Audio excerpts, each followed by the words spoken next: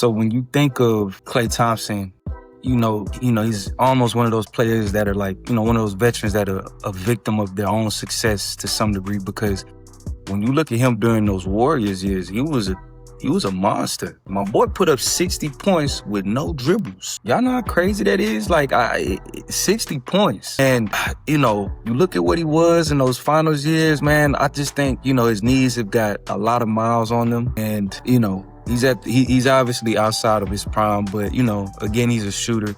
You know what I mean? I'm always partial to shooters, but I do think that, he's going to have to, just show a lot of promise defensively.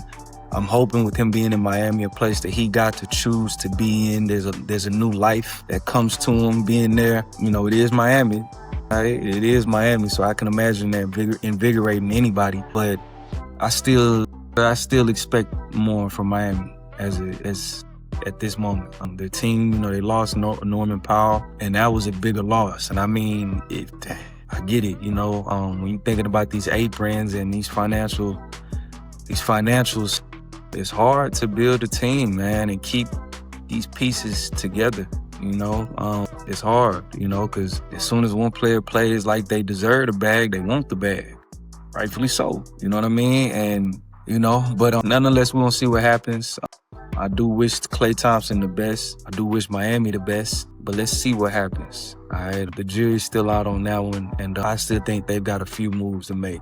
All right, Bam Adebayo, Giannis, Andrew Wiggins, Davion Mitchell, Klay Thompson. The only person on that starting five that puts any level of worry on my defensive scheme is Giannis. All right, Bam, shaky. You know what I mean? He's a solid 4, 5, but I just haven't seen. You're the face of my organization if I'm Miami, right? There's a certain, I think the word is je ne sais quoi, right? It's a certain it factor you got to have being the face of my organization in Miami. D. Wade had it when he was there. LeBron had it when he was there. I just ain't seen that.